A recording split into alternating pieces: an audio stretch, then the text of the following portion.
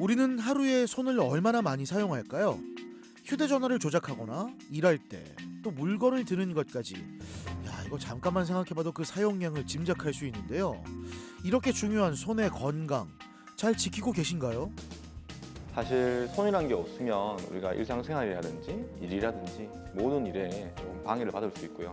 정말 인간에게 있어서 손이란 게 어찌 보면 조금 가장 중요한 기관 중에 그다음에 관절 중에 하나인 거라고 생각됩니다. 손목터널 증후군은 사실 일반인들도 많이 알고 계신 질환입니다. 우리 일반적으로 손이 조금 저리다 이라면 가장 먼저 의심하는 게 내가 손목터널 증후군이 아닌가? 이런 말씀들을 이제 일반인들도 많이 하시거든요. 그렇기 때문에 대중적으로 많이 알고 있는 질환인데요. 손목의 구조를 본다면 그 손목이 세 면 같은 경우 터널이 생각하면 네 면이 있습니다.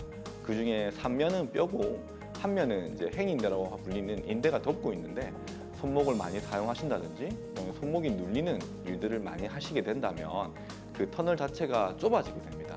근데 좁아지는 환경에서 그 터널을 지나는 구조물들이 있는데 그 손목을 움직이고 손을 움직이게 하는 굴곡근과 그다음에 우리 손을 감각을 지배하고 운동을 하게 하고 해주는 정중신경이라는 구조물이 있게 되는데 그 터널이 좁아짐으로써 그 정중신경이 압박받는 질환을 손목터널 증후군이라고 합니다. 단편적인 예로 우리가 어릴 때 한 번쯤 우리 전기놀이라고 아실 겁니다.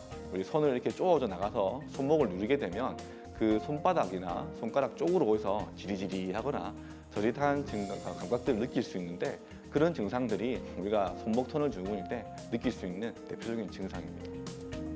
성인이 하루 동안 스마트폰을 사용하면서 페이지를 밀어 올리는 양을 거리로 환산했을 때 평균 13.2m에 달한다고 합니다. 와, 한시도 쉬지 않고 일하는 손목, 현대인의 손목 건강이 위협받고 있습니다. 정형외과 전문의 임극필 원장과 함께 현대인이 자주 걸리는 손목 질환과 그 치료법에 대해 알아봅니다.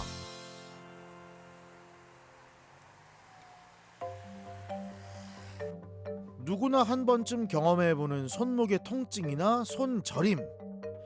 수산회사에 다니는 이지혜 씨는 칼로 섬세하게 생선을 손질하는 일을 하면서 그 증상이 더 심해졌는데요.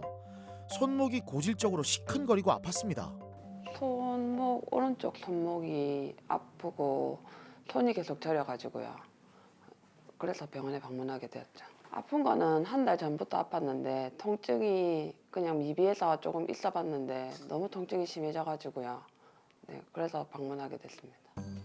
손목 터널 많이 들어보셨죠? 이 손목 터널은 손의 힘줄과 신경이 지나가는 통로인데요. 손목 터널 증후군은 이 통로가 좁아져 정중신경을 압박하는 겁니다. 수산회사에서 일을 하다 보니까 칼 사용을 좀 많이 하는 편이라서 그래서 손을 많이 써야 돼요. 처음에는 그냥 잠깐 그렇다 말다고 생각을 했는데 이게 지속적으로 되다 보니까 너무 고통스러운 거예요. 손에 계속 쥐가 나요. 쥐가 나고 손이 저리고 손목이 시큰거리면서 아파요. 그냥 손목에 통증이 조금 더 심한 것 같아요. 손끝 저림이라. 통증이 밤에 잘 때 제일 심한 것 같아요. 밤에 자다가 제가 깨서 손을 이렇게 막 털거든요. 네. 그렇게 하면 조금 괜찮다가 또 똑같죠. 근데 그건 잠깐일 뿐이에요. 손 좀 어떠세요? 손이 저려야겠어요. 많이 저리시죠? 지금 보시면 아마 엄지부터 2번, 3번 요 정도까지 요런 부위가 다 저리실 거예요. 네. 아마 새끼손가락은 괜찮으실 거고. 네네. 맞죠? 이게 이제 그때 말씀드렸지만 우리가 말하는 이제 손목터널 증후군 증상이 오신 겁니다. 이 환자분 같은 경우에는 증상 자체가 한 1개월 이상 더부터 증상이 좀 심해지셔서 오셨습니다. 그전에는 이제 낮 생활에 주간 생활에 일을 하실 때만 손저림이 좀 있으셨지만 한 달 반, 두 달 전부터는 이제 주무실 때까지 수면에 방해를 일으킬 때까지 손저림이 심하셔서 그 증상이 많이 불편하셨고 그래서 저희 병원을 내원하셨습니다. 그래서 보니 우리가 MRI라든지 다른 검사를 통해서 이 손목에 정중신경이라는 구조물이 있는데 그게 많이 압박되는 상태였습니다. 그렇다 보니 그전에는 약물 치료나 이런 걸 통해서 다른 병원에서 시행을 해보셨지만 전혀 호전되는 게 없었고 그 다음에 주사치료까지도 시행하셨지만 그 증상이 좋아지는 게 없었습니다. 그래서 저희 병원 오셨을 때는 그런 증상을 보고 오셨고 그걸 통해서 제가 봤을 때 그 다음에 밤에 수면까지 장애를 받는 상태이기 때문에 수술적 치료가 필요하신 상태까지 오셔서 저희 병원에 내원하셨습니다. 그 신경 부분에 미세하게 한 1cm 조금 넘게 피부를 절개를 합니다. 절개를 해서 아까 말씀드렸던 요 뚜껑이 있다고 말씀드렸죠. 네. 행인대라고 합니다. 네. 그 인대를 열어줌으로써 이 공간이 넓어지겠죠. 수술 자체는 간단한데 여기 혹시나 피가 차거나 하게 되면 또 그게 신경을 누를 수 있거든요. 다양하게 한 2, 3일 정도만 안정을 취하시고 일상생활은 다 하라고 말씀을 드려요. 수술 같은 경우에는 손목에 손바닥 쪽에 약 1cm 또는 한 1.5cm 정도의 피부 절개를 한 이후에 연부 조직을 박리하게 됩니다.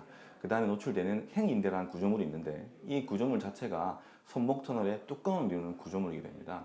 이 자체를 열어줌으로써 그 안에 구조물이 정중신경과 굴곡근을 풀어줌으로써 압박받았던 정중신경이 이제 감압되는 거죠. 그렇게 됨으로써 손바닥이라든지 손가락에 저렸던 것들을 풀어줄 수 있는 간단한 시술이라고 생각하시면 될 것 같습니다.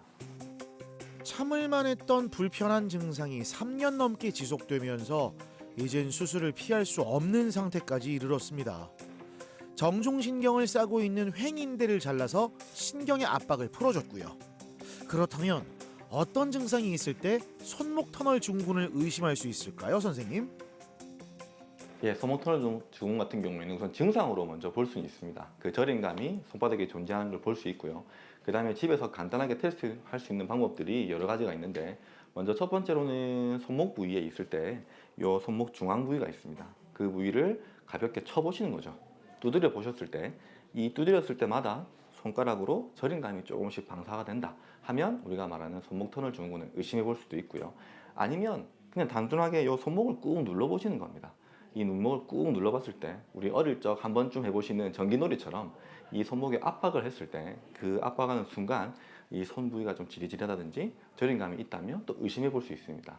그리고 다른 마지막 한 가지 방법으로는 손목이 있을 때 우리가 이렇게 반대로 굽혀 보신다든지 이렇게 맞대 눌러 볼 수 있습니다. 그럼 이 굽어지는 상황이 됐을 때 이 부분이 아래쪽으로 손이 좀 저리신다면 마찬가지로 손목 터널 증후군을 의심해 볼 수 있습니다.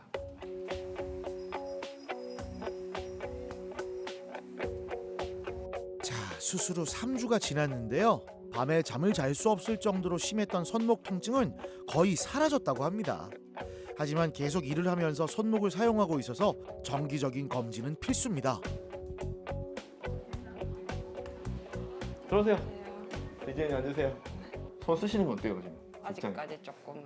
약간 불편한 느낌이 있으시고 아마 이 수술 부위가 조금 눌리거나 그렇게 하면 좀 불편감이 네. 좀 있으신 게 가장 클 거예요. 상처 부위도 서서히 안정이 될 거기 때문에 그건 크게 걱정 안 하셔도 돼요. 수술을 하시고 나면 하루 이틀, 한 2, 3일만 지나도 그 원래 불편하셨던 저림감들은 대부분 호전되게 되십니다. 근데 만약 환자분 같은 경우에 있어서 그 질환 자체가 많이 길었다든지 또는 본인의 가거력상에서 당뇨를 앓고 계신다든지 이런 분들 같은 경우에는 손가락 끝 부위가 있습니다. 손가락 끝 부위의 저림감들은 조금 더 시일이 지나서 2주나 3주라든지 조금 더 지나서 이 끝 부위가 풀어지는 분도 계시지만 대다수의 일반적인 환자분에 있어서는 수술 이후에 한 3, 4일만 지나도 이 중앙부라든지 원래 불편하셨던 부위의 저림감들은 호전되게 되시게 됩니다. 네, 대부분 수술 후 빠르게 증상이 호전되는데요. 오히려 이전처럼 손을 많이 사용할 수 있어서 더 주의가 필요하고 생활 습관의 개선도 필수입니다. 우선은 손목 터널 같은 경우는 많이 쓰셔서 오는 병이기 때문에 일상생활에서 그 직업을 저희가 바꿀 수 없다면 생활 속에서 조금 노력을 해주셔야 됩니다. 예를 들어서 손목을 많이 쓰신다면 손목을 수시로 풀어준다든지 스트레칭을 해주신다든지 아니면 저와 같이 뭐 컴퓨터라든지 이런 작업을 많이 하시게 된다면 손목 밑쪽에 뭐 수건이라든지 이런 스펀지라든지 손목을 보호해 줄 수 있는 이런 것들을 대해줌으로써 우리가 이런 문제들을 막을 수 있게끔 생활 속에서 약간의 변화라든지 약간의 조금 투자를 통해서 지켜주시는 게 가장 중요할 것 같습니다. 주먹을 손가락부터 그렇죠. 말면서 이렇게 한번 재보겠습니다. 한 번 더 해볼게요.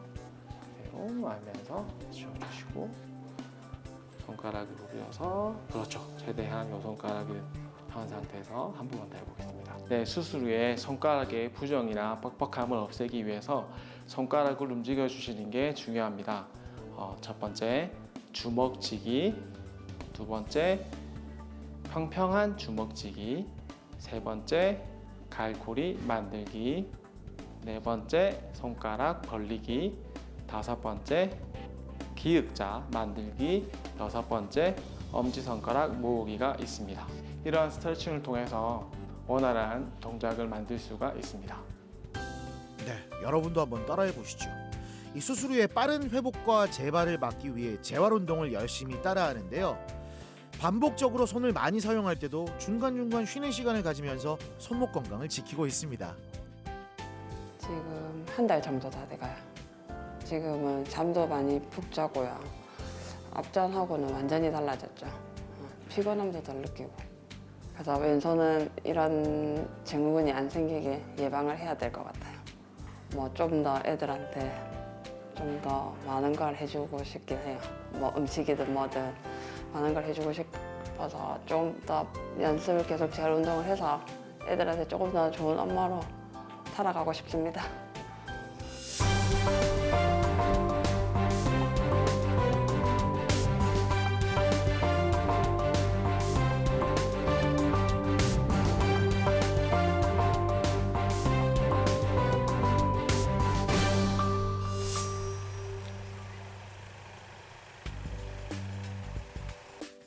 오래전부터 손목에 통증이 있었다는 이재명 씨.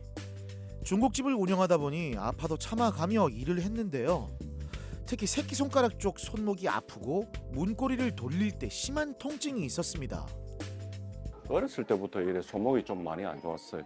어느 날부터인가 뭐 일을 하면서 손목이 통증이 너무 심해서 이래 병원에 오게 됐어요. 요리를 하면서 손목에 통증이 계속 따라다녔지만 아유 일을 많이 했겠거니 하며 대수롭지 않게 넘겼는데요. 어느 순간 참을 수 없을 정도로 증상이 악화됐습니다. 웬만하면은 이 오른손을 잘 안 쓰려고 하죠. 일을 할 때는 어쩔 수 없이 장사를 해야 되니까 참으면서 계속 일을 해야 되죠. 먹고 살려면 어쩔 수 없죠. 통증이 좀 많이 심할 때는 뭐 일을 못할 정도로 이래 좀 많이 아팠고, 근데 이 수술 받고 나서 뭐 좀 많이 좋아진 것 같습니다.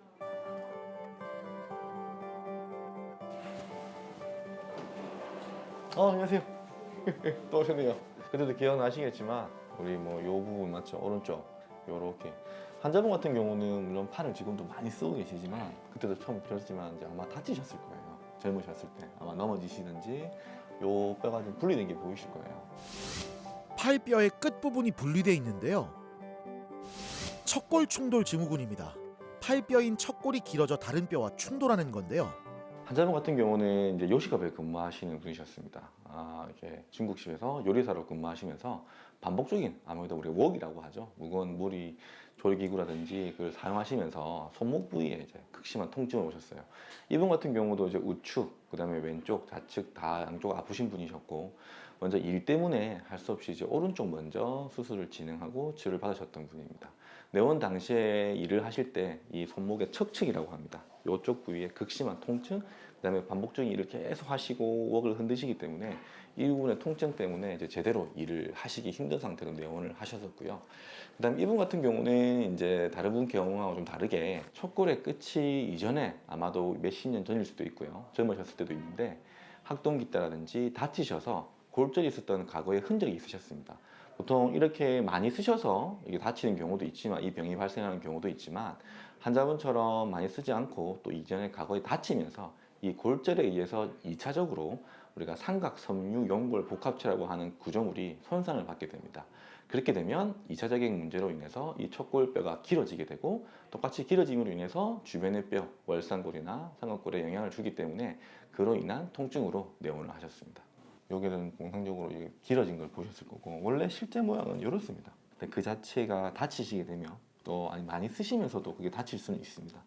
그러면서 이 척골 자체가 길어지는 거죠. 손목 주변을 따뜻하게 또는 수건이나 물로 찜질도 좀 해주시면서 그날 풀어주셔야지 훨씬 더 괜찮고 편하게 쓰실 수 있으실 겁니다. 환자분과 같이 뼈의 길이가 길어졌고 그다음에 주변에 월상골이라든지 주변 뼈에 손상을 주고 있는 상태였기 때문에 단순하게 그 복합체의 제거만으로는 100% 치료를 할 수 없는 상태였습니다.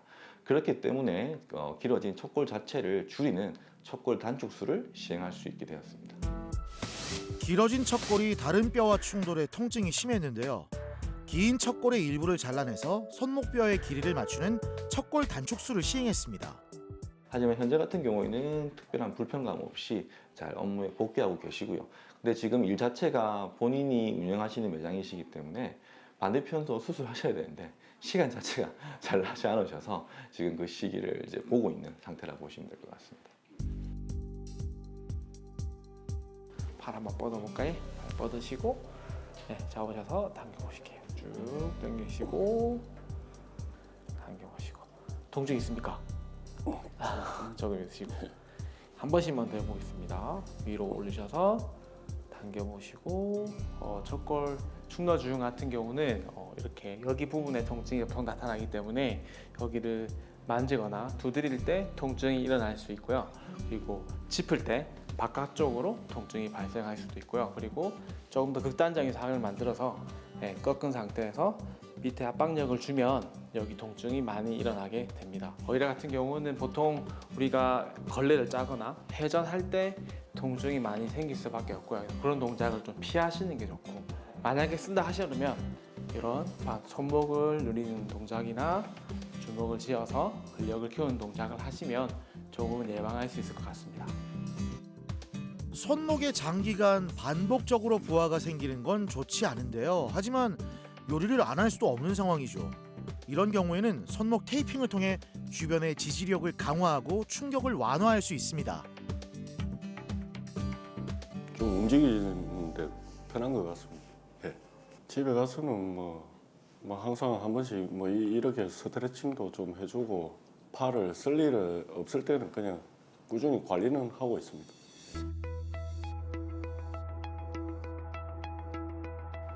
무엇보다 다시 요리를 할 수 있어서 좋다는 이재명 씨. 수술한 오른쪽과 다르게 왼쪽은 조금씩 통증이 있는데요. 배웠던 스트레칭을 실천하면서 손목의 부담을 줄이고 있습니다. 지금은 많이 좋아져서 일하는데 그렇게 불편한 건 없습니다. 좀 많이 무거운 거를 들게 되면 좀 찌릿찌릿하는 이런 느낌이 있어요. 이 무거운 걸 드는 걸 지금 자제를 많이 하고 있습니다. 그냥 이런 식으로 꾸준히 손을 움직이고 있죠. 작업하고 나서 계속 이 중식 일을 하고 싶죠. 이 직업은.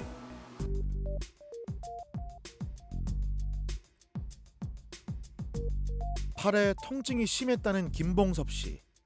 어깨가 아파서 50견도 의심해보고 목 뒷덜미가 아파서 목 디스크 치료도 받았지만 증상은 호전되지 않았습니다.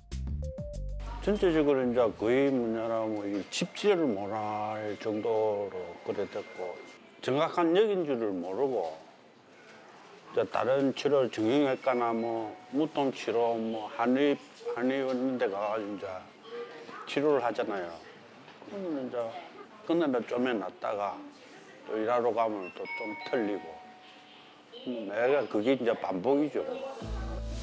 여러 병원을 전전한 끝에 통증의 원인을 찾았습니다. 척골의 길이가 길어진 척골충돌 증후군인데요. 정밀 검사 결과 상태가 나빠 수술을 시행했습니다. 좀 어떠세요, 아버님? 케냐는 많이 좋아졌습니다. 수술 되십니까? 예. 지금 이제 수술하신 지가 한 40일, 50일쯤 다 돼 가시거든요. 예. 아직은 좀 편하신 건 있으시겠지만 우리가 절골술이라고 하죠. 뼈의 길이를 줄여놨기 때문에 좀 조심해 주셔야 됩니다. 왜냐하면 증상은 좋아지는 건 있지만 큰 충격이라든지 이런 것들만 좀 조심해 주시고 사용하시면 될 거예요. 이 병은 팔뼈에서 선천적으로 척골이 요골보다 길거나 또는 과사용이나 골절로 인한 변형으로 발생할 수 있습니다. 아버님 같은 경우는 이제 저희가 병원에서 거리가 좀 있으셨습니다. 거제도에서 오셨던 분이고, 환자분 같은 경우는 직업군 자체가 이제 중공업 쪽에서 이제 조선소 쪽에 근무하고 계셨습니다. 그렇다 보니까 아무래도 반복적인 일을 많이 하셨던 분이셨고, 주 문제가 이제 손목에 통증으로 오셨습니다. 지금 처음 오셨을 같은 경우에는 가장 대표적인 게 우리가 땅을 짚고 일어난다든지 손을 짚었을 때 손목이 굽어져야 되는데 이게 누른다든지 하는 행동이 좀 힘드실 정도로 많이 불편해 하셨었고요. 그 전에도 마찬가지로 집 근처라든지 주변 병원에서 약물 치료, 주사 치료, 물리 치료 다 받으셨지만 특별히 호전되는 게 없으셨습니다. 그 상태에서 저희 병원에 내원하시게 됐고, 처음에 왔을 때 외견상 우리 말하는 척골이 돌출된 걸 볼 수 있었고, 유관상으로도 많이 돌출된 걸 볼 수 있었고, 처음으로 기본을 해보는 이 영상 검사, 엑스레이를 찍어봤을 때 이 척골 자체가 많이 양성 소견, 즉 길어진 소견을 볼 수 있었고요. 그와 더불어서 우리 척골 자체의 윗부분에 있는 월상골이라든지 삼각골이라든지 주변 뼈에까지 영향을 줄 수 있는 그런 상태를 보이셨습니다. 자, 옛날에 보시면 기억나실지 모르겠지만 엄청 뼈가 예. 불룩 튀어나오셨었잖아요. 근데 이제 이 자체가 내려가면서 길이가 짧아지다 보니 우리가 보통 일반적인 저와 비슷하시죠? 이전과는 다르게 많이 가라앉으신 것을 보실 수 있으실 거예요. 지금 상으로는 이제 이렇게 유지되고 있는 상태신 거고, 요거를 잘 쓰셔가지고 그다음에 또 한 번씩 오셔서 엑스레이 찍으면서 이 경과를 이제 좀 보셔야 됩니다. 아시겠죠? 아유, 너무 친절하시다. 양쪽 손에 척골 단축술을 시행했습니다. 긴 척골의 일부를 잘라내 손목뼈의 길이를 맞춘 겁니다. 우선 환자분 같은 경우는 지금 수술하신 지 양쪽 다 부교합했을 때 50일 정도 경과가 되셨습니다. 그전에는 사실 수술하고 온 이후에 이게 일종의 척골의 단축술이기 때문에 환자분의 뼈를 길이를 줄이는 수술입니다. 그래서 처음부터는 과도한 사용이나 이런 것들을 사용을 지양시킵니다. 즉 조금 안정을 취하게 시키고, 때에 따라서는 부목, 또 많이 사용하시는 분들은 우리가 말하는 속고까지 시행해서 이 뼈가 우선 붙어가는 걸 보게 됩니다. 근데 환자분 같은 경우에는 이제 그 시일이 지났고요. 지금 현재 복직하셔서 근무를 하고 계신 상황입니다. 말씀을 들어보면 이전과는 다르게 증상 자체는 많이 좋아지셨지만 가장 중요한 거는 우선 척골을 자르는 수술을 하였기 때문에 그 자른 부위가 잘 붙어야 됩니다. 그래서 과도한 충격이라든지 직접적인 충격들은 조금 피하시는 게 좋고요. 그 다음에 일을 하실 때라도 그 다치기 전에, 그러니까 수술하기 전의 상태보다는 조금 조심해서 이 뼈가 약간의 유압이 되고 진행될 때까지는 안정을 취해 주시는 게 초기에는 좀 필요할 수 있습니다. 저희가 이제 손목 같은 경우는 앞으로 팔 한번 뻗어 보시겠습니까? 팔을 뻗은 상태에서 뒤에 잡으시고요. 쭉 당기실 겁니다. 발목을 구부리시면 안 되거든요. 발목을 펴신 상태에서 다시 한번 더 해보겠습니다. 올리시고 쭉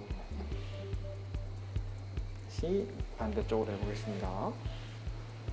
그래서 보통 팔을 많이 쓰시는 분들이 수술을 하시기 때문에 팔을 또 수술하고 나신 후에도 근육이 자주 뭉칠 수 있고 스트레칭 같은 걸 많이 해주셔야 되고, 그리고 특히 저렇게 많이 쓰시는 분들은 이런 테이핑 같은 걸로 해서 보완을 시켜주고 일을 하시면 좀 도움이 될 것 같고, 또 일을 하신 후에는 따뜻한 찜질이나 이렇게 이제 전완근 쪽을 푸는 마사지 등을 하시면 좋을 것 같습니다. 그리고 뭐 여러 가지 스트레칭이나 마사지 볼 같은 걸로도 풀어주시면 도움이 될 것 같습니다. 통증의 원인을 몰라서 과거엔 목과 어깨 같은 엉뚱한 곳을 치료했는데요. 증상을 일으킨 원인은 의외로 손목이었죠. 반복적으로 생기던 통증은 어떻게 됐을까요? 거의 없어요, 이제는. 그런데 이 근육이 많이 굳어 있는 것 같아가지고 나도 이거 뭐 물리치료를 갖다가 몇 번 받고 하긴 했는데 실제 저건 해주는 게 여기서 좀 시원하게 좋네. 사실 이제 아침에 일어나는 거 이건 약간 근데 짚는 거는 좀 있고 문제가 좀 있더라고요. 근데 이제 이거는 해보니까 점점 나아지고 있는 것 중이더라고 보니까. 이제 한 달 좀 됐는데 수술한 지 하루아침에 다 낫는 수는 없잖아요. 하고 싶은 거요. 뭐 일이나 계속 하면 좋죠. 뭐 그래요. 지금 뭐 60이 넘어 뭐 다른 거 뭘 해보고 싶은 게 있겠습니까? 직장 생활 해가지고 계속 뭐 직장 생활 계속 할 수 있으면 더 좋지요. 현대인의 쉴 틈 없는 손목.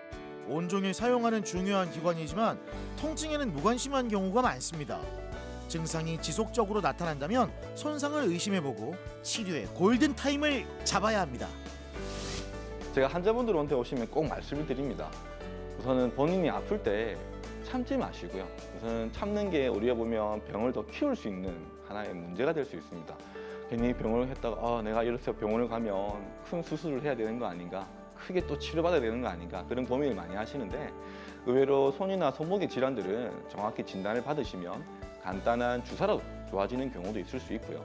그 다음에 뭐 크게 재활 기간이 많이 필요한 경우도 아니고 간단한 시술이나 수술만으로도 일상의 복귀가 가능한 질환들이 많이 있습니다. 그렇기 때문에 뭔가 불편하고 아프실 때는 병을 키우기보다는 가까운 병원이라든지 정형외과에 방문을 하셔서 내가 불편한 게 정확히 뭔지 말씀을 드리고 정확한 진단을 통해서 조기 진단, 그다음 정확한 치료를 받으시는 것을 추천드립니다.